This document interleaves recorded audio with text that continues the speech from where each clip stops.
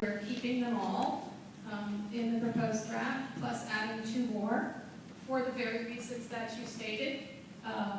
When our staff was looking through this, they considered the overlay zones very closely, and it really became clear that many of them were written with very detailed provisions that came out of master plan discussions that were intended to reach certain goals. I'm sorry, we're moving to? We're moving to and adding 2 others. I'll let Pam finish mine, because she has the details down perhaps better than me. But we really did recognize that overlay zones serve a very valuable purpose. So all of they really can provide that individualized attention. And they do override the regular zoning in a sense, because if you have a property that is zoned CRT, for instance, but it's also in an overlay zone, such as the neighborhood protection zone, well, it has to comply with the requirements of both. It can do what the use is in the CRT, only to the extent that that doesn't run afoul of something in the neighborhood protection zone. But I'll let Pam give you some more specifics. I won't speak long, because I know it's useful to give you an opportunity for questions. But yes, an overlay zone is designed to address localized issues, or even ones that might function in large parts of the county. I can't remember the exact number that we had in the code. We retained all but 2. But then we've added some as we looked at zone conversion. One that we added has to do with the ability to have dwellings in the I-4 zone, which is a low-intensity light industrial. So to capture the way that was intended in the current code, we placed it as an overlay on a component of what is currently the I-4, which is the light industrial zone in the proposed draft.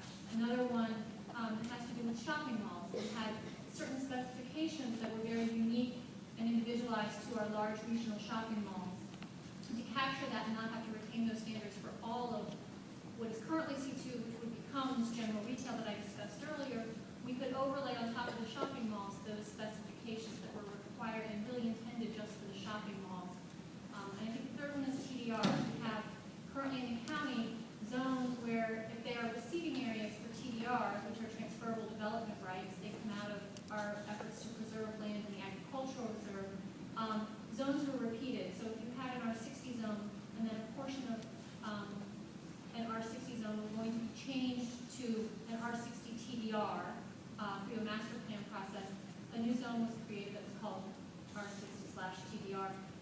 And we just thought we could address them through the overlay instead. It is basically the same thing. They will be called R60, and then will be a dash, and it will say TDR because it has a TDR overlay. I'm sorry. Yeah, go ahead, Paul, because I want to make sure your question is answered. That helps, but just to be a little bit more specific, I mean, could be, like for the CR zones, you get density bonuses that if you do certain things.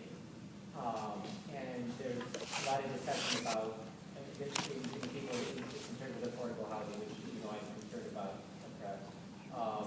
about exactly how the CR zone should work in order to ensure that.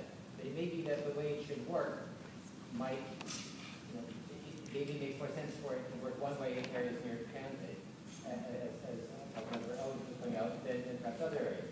So would the overlay zone be the appropriate instrument to achieve that result? And would it in fact allow you to change the way something like CR zone works instead of fine-tuned kind of way? The thing about an overlay zone is that you have to go through a master plan process to apply it. So if you wanted to make a decision that county-wide you were going to change the way the CR zone works close to transit versus the way it works away from transit, it would be better to just change the CR zone than to try to do overlay zones in all the parts of the county that are close to transit. Did you get something for the microphone? It's my understanding, I think you said all the overlay zones are being retained. I don't think I that's was the case. mistaken. Can't correct that. And the 2 that are being eliminated are? Arlington Road and one of the, I can't remember the name. It's Friendship Heights and Bethesda Yes. CBDs. Right. There are 2 that cover about a 1 or 2 block area in each of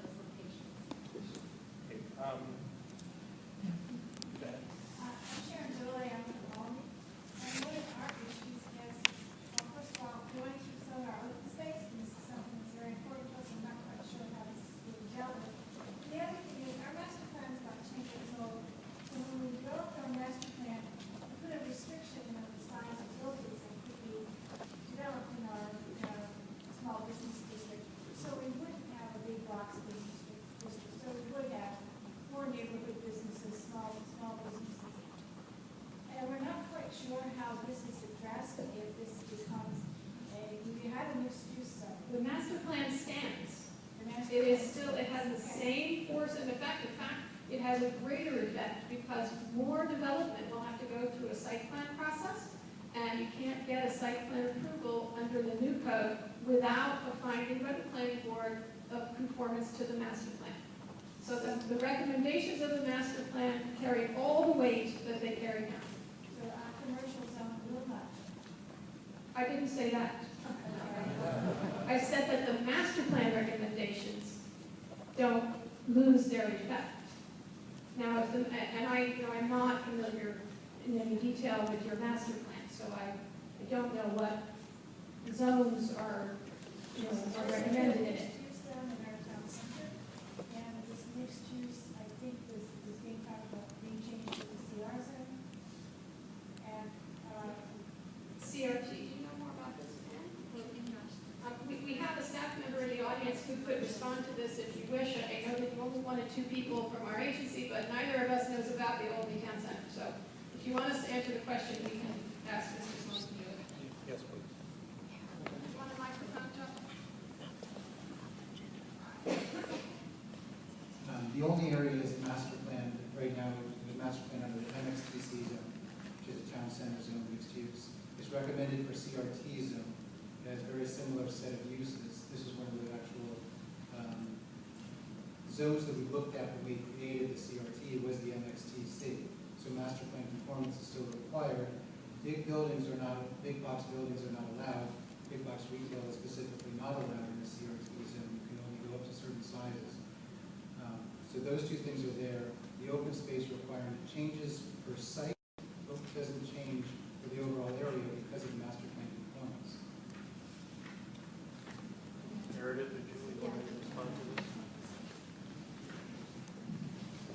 Sharon, in that example, it's very important for you to go look at the conversion chart to actually see what is recommended and whether it does keep the lower height, because it's a difficult process and there have been issues sometimes with it. So you really need to look at that and it'll tell you precisely.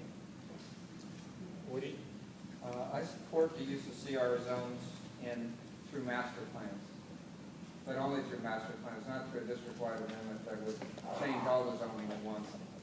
And in 2010, about the same time you were starting your zoning rewrite, council approved its first CR zone. And it's said in its press release, the zones could only apply when they are specifically recommended by a master plan or sector plan. In 2011, they added 2 more zones, and Councilmember Florine, chair of the Fed committee, said, said they would be adopted as part of master plans. So, my question is really, to me, it's really a matter of public trust and credibility. Have council members indicated to you that they didn't mean what they said just 2 years ago, and they wanted all commercial zones changed to CR zones? Is your question for me? Woody? Yes, it's for you. Or have you just decided to ignore what the council said about adopting CR zones through master plan? We really try very hard not to ignore the council. They're our bosses. I have to say that for us, the question of applying the new zoning code, assuming it's adopted, all over the county at once, is just fundamental to making a significant improvement for the county. If we were to apply the code only one master plan at a time, it would take approximately 30 years to get around the county and get it applied. And by that time, it would probably